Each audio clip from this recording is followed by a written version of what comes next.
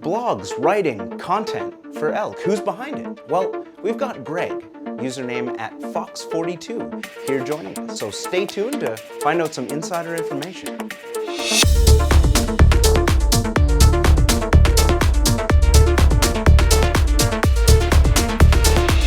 All right, well, thanks, Greg, for joining us. I really appreciate having you here. Thanks for taking the time. Always a pleasure, Snake. Always a pleasure. Yeah, absolutely. So want to get started with the first question. What do you do at Elk Finance? What's your role?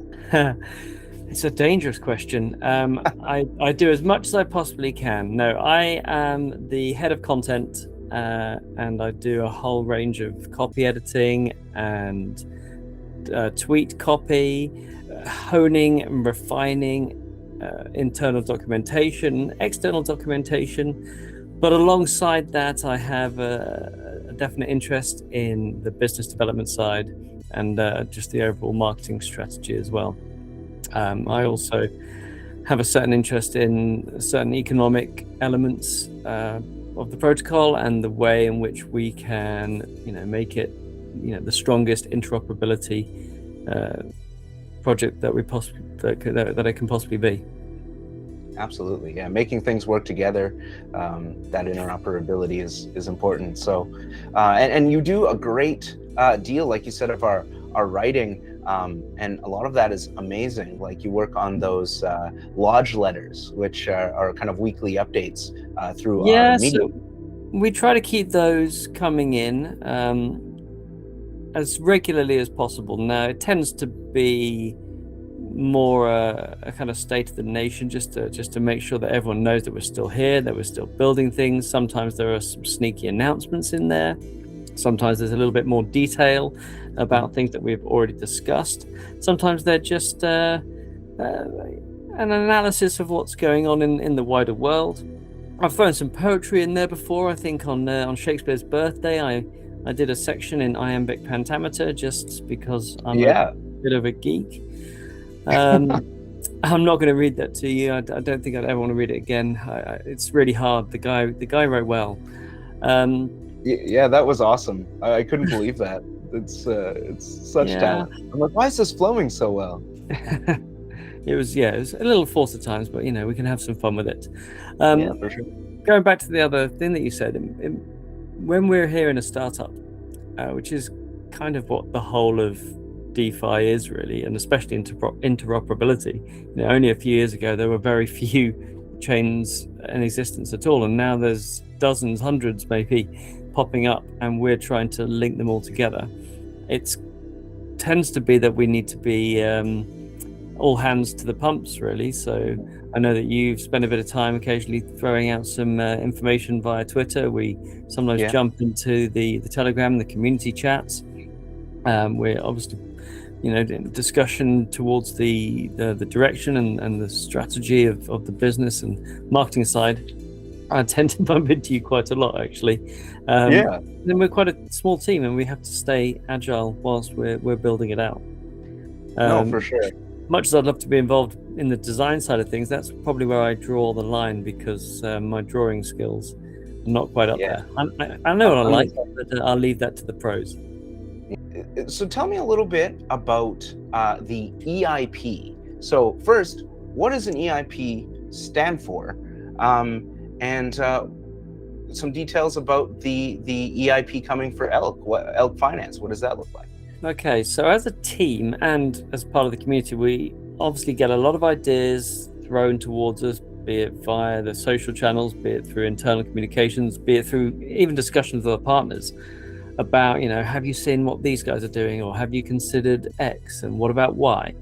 And we kind of gather them all together, and as the person with the words, I tend to compile them into a bit of a tome to start with. It was a real kind of analysis of what we've currently got and how the economics, or tokenomics as they're popularly called, are looking in Elk. Now, the EIP is an Elk Improvement program or plan. And so we've, as a team, gathered together a whole series of ideas for EIP 1. it's imaginative, I know, but it kind of is the first one. That's been really kind of it's a collaboration between so many different stakeholders from the community. Their ideas are definitely in there, and then from the team members together thrashing it out, sometimes in chats like this, sometimes just via Telegram at 3 o'clock in the morning.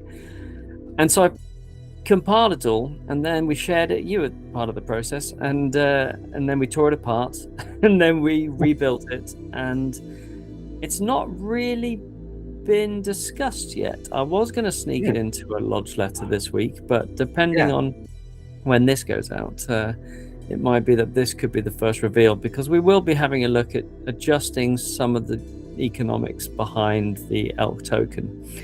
For sure. And that's going to be looking towards where the fees are going and what they're used to fund. It's going to maybe look at some destruction, maybe there'll be a burn element to it.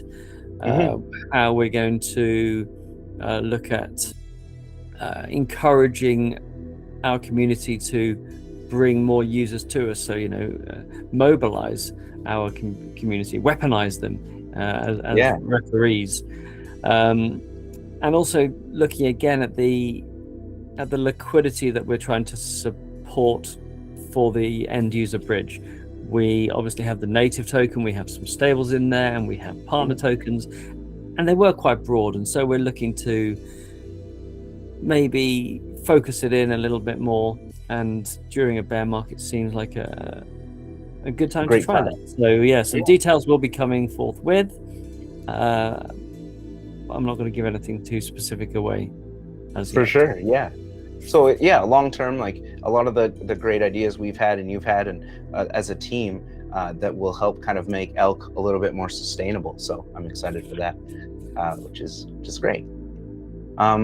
So moving on to the last question here, what makes you, as they say, bullish on Elk? What makes you excited about being a part of Elk Finance and even just as a user? Okay, so I've come from a background in teaching, actually, nothing to do with teaching blockchain, but the idea of education and allowing people to understand is my background. Coupled with that was my entrance into DeFi through lending and Web3 protocols. And as I spent more time around different protocols and exploring yield farming and other speculative activities, I spotted, as everyone spotted, the advent of BNB chain and Hiko and Cosmos.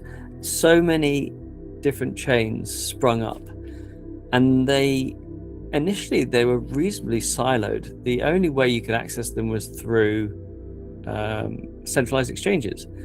And whilst I had access to a centralized exchange and I could move them around, it was just a painful experience. You have to go through so many different email codes here and checks and balances and verify your identity, the slippages and the extra little fee here and there, and it was just very clunky. And it kind of highlighted to me how I want to exist on chain, but then as soon as I wanted to go and explore what's going on elsewhere, sometimes purely speculatively, sometimes just educationally, I was just intrigued by new protocols and seeing what's going on in the space.